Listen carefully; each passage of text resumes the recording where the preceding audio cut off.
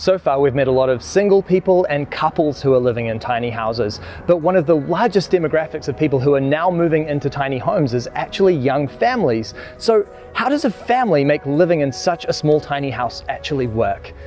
Today, we're going to find out.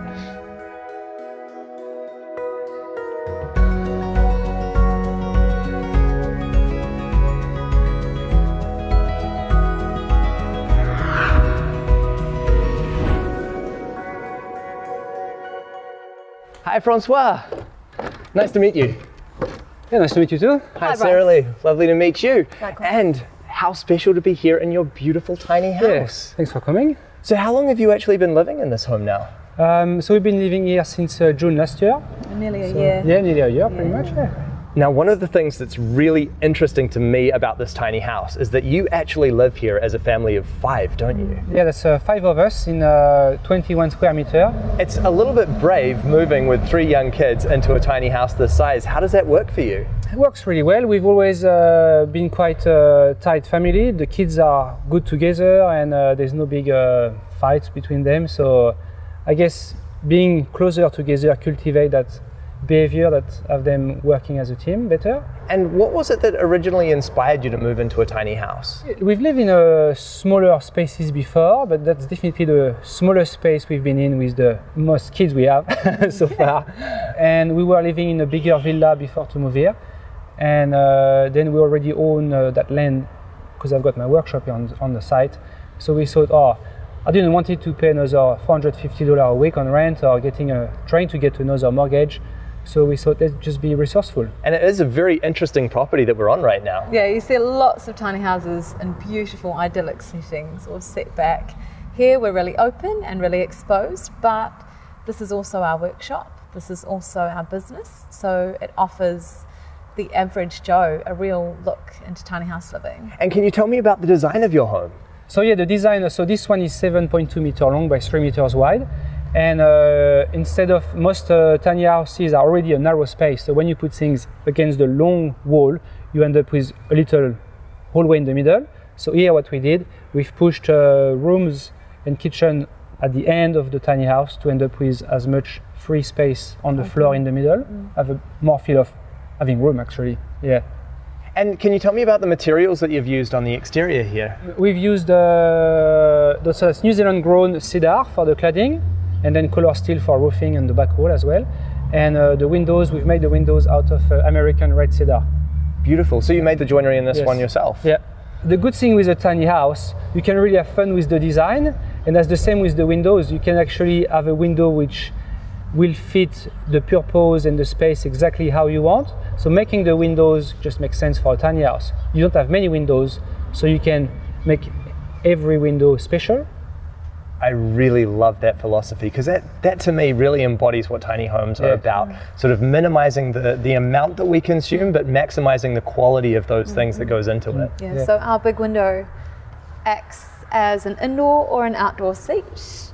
And in summer, it's just an open pathway, which creates more indoor-outdoor flow. Well, I would love to have a look inside the house and see what you've done. Yeah, sure, have a look. Thank you.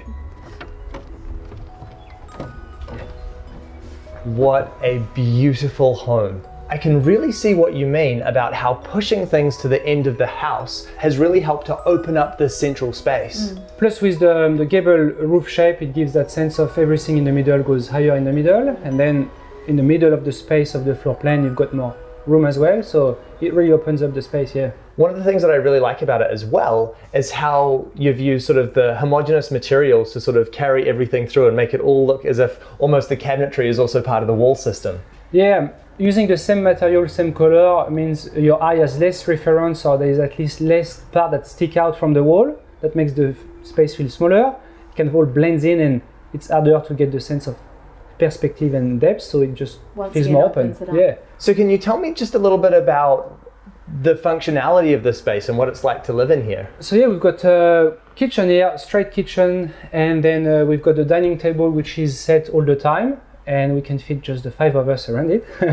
Then we've got a small couch, and at the other end we've got the kids' bunk room and the bathroom, and a mezzanine on top for us. Now, one of the things that I do notice is that for a family of 5, there's not a whole lot of lounging space. We still managed to fit all of us at the end of the day to watch a little documentary if we want. There's one on my lap and one on Sally's laps. And Yeah, totally. yeah, it works. And then you have this gorgeous fireplace here as well. Yeah, it's kind of oversized, and it gets really hot if we use it like a normal fireplace. So we just have to put a few sticks at a time. Yeah. And then down this end, you've got all this really nice open shelving. Yeah, this is a really practical space where we can personalize our home, and it acts as storage, and it's a communal space, so it reflects the children's values and importance and enjoyment as well as ours. This is a very small home for a family of 5. How do you cope with storage of clothes and toys and all of that sort of stuff? So tiny house dwelling is really personal. Everyone does it differently, right? For us it works because we have a tiny house and we have large workshops. And within the workshops we've got one workshop which is designated as a craft room for the children. So the children have they have drawers in here. They have one drawer each, but they're really deep.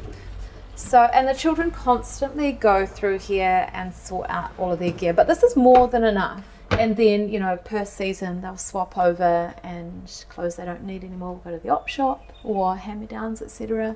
Upstairs, Francois and I are very minimal, and so we just have a big open basket upstairs. You always end up wearing the same things anyway, if you really look at it. Most people do. You got your practical everyday clothes that you use during the week, and then in the weekend you've got your favorite pieces of garments, and so you can pretty much live with not much at all. Yeah.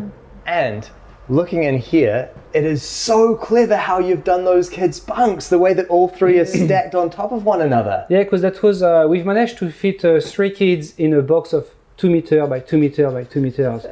So the way we've done it is we still wanted them to have enough headspace, because if you are too close from the ceiling, it doesn't feel very comfortable. So their legs is overlapping just with the minimum, but then they still have, each of them have enough headspace and a little light if they want to read. So one of the tricks to allowing that extra little room for the headspace is there's a step down.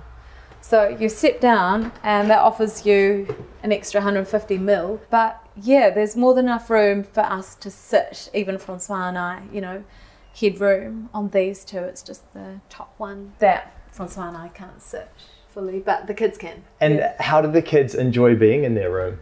They really love the rooms, and they will definitely, at the end of the night, in the morning, there will definitely be 2 of them at least in the same bed. Sometimes you have the 3 kids in one bed. So, yeah. And then they all pile up about 6 a.m. They all start to climb the ladder, and they all end up in our bed. That's one thing that tiny house offers, because it's a small space and everything is kind of in connection, every space. That means in the morning, I can be in bed having a cuddle with the kids while Sally is making coffee. Then when the coffee is made, she just drop it on the little shelf here, and you're always together. And some people might not want to be always together, but for us, we want to be together anyway. So it works really well.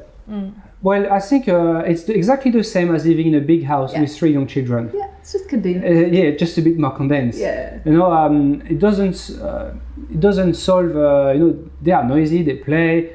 Except when they play in a tiny house, they use all the floor space. But the good thing is, as much as a tiny house or a small space is quickly used and a bit messy, if there's toys around, it's also very fast to tidy up. And we homeschool as well, so a part of our learning from home is incorporating our children in everything we do. So if we cook together. If we clean together, and it's much easier to do when you are doing it together and you're always with them here. That's one of the beautiful things, is that we are sharing everyday life constantly. And the bathroom is just through here. We also call it the children's ensuite. That is a lovely sized room, isn't it? It works, you know, it's a really functional space. You've got somewhere to clean, and you've got a bathroom, and you've got a sink. I mean, what else do you need? And how much time do we actually spend in a bathroom? It's one of those spaces that you're in and you're out. Do you know what I mean? Doesn't need to be huge. Absolutely. I really like the way that you've built the composting toilet in there too. Yeah, we had no access to a town sewage, and putting a septic tank would have been quite expensive. So we decided, well, one way of not having black water coming out was to have a composting toilet. So we had to make it fit within the space of the small bathroom. Yeah. So what about the cost of this tiny house? So just for material only, not considering labor, we spent about probably 45k on material. Yeah. And you've got a lot of really high quality material that's gone into constructing this, and you can see it's all been wonderfully put together. Yeah, well, it's one thing good with tiny houses, you don't have to service 20 windows and 200 square meter of flooring. So when you buy one item, if it costs an extra $10 per square meter, it's not going to bring the bill by $1,000 up. So you can afford to get better material. You can go for quality over quantity. And then out here as well, you've actually built another tiny house for your parents, haven't you? Yes, yeah, because my parents come pretty much every year, so they need somewhere to stay, but they can't stay with us.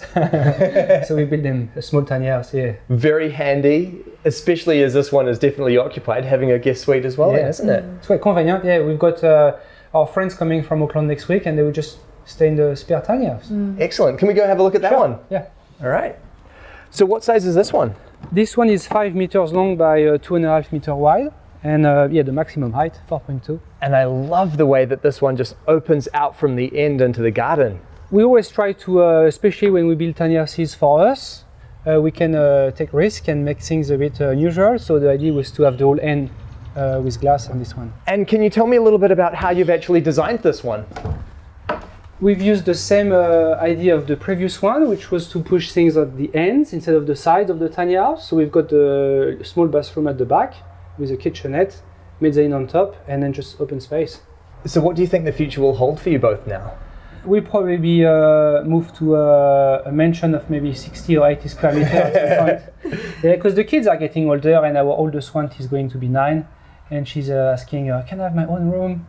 So that'd be fair for her to have her own space. Yeah. And tiny houses is just another option as a living space. And people will say, oh, but tiny house is not going to cater for a family of 5 forever. And I say, yes, you're right. But a 3-bedroom house doesn't cater for a single person neither. So it's just adapting your living space to the need you've got at the time, make it work the best. Yeah, if you don't have to get that big mortgage in your mid-20s, early 30s, then as a couple, as a family, you can afford to have one parent not having to work full-time to have to pay that mortgage. And that has a massive impact. Small living or more affordable living doesn't just have an economical impact. It has a massive social impact for the younger generation. So for us, that means you can have one parent with the children more, and that will be definitely to a great benefit to their well-being. Your biggest asset that you have is your time with your family, to grow together, to do life together. And the more that you share together, the stronger you are. It's best to invest. And for us, we've chosen that pathway, and it's brought much peace and happiness. Well, I think as a starting point, you guys have created something truly special here. It is fascinating to me to see the way that you've actually made the space work so well for such a large family. Thank you so much for sharing your home with me. Cool. Thanks, Chris. By living in a tiny house, this family may have sacrificed the size of their home, but they certainly haven't sacrificed the quality of their lives together. One of the things that I love about this house is the way that it just encourages them to be together and nurtures those relationships. Coupled with some incredibly clever small space design to make it all work, this really is a wonderful family home.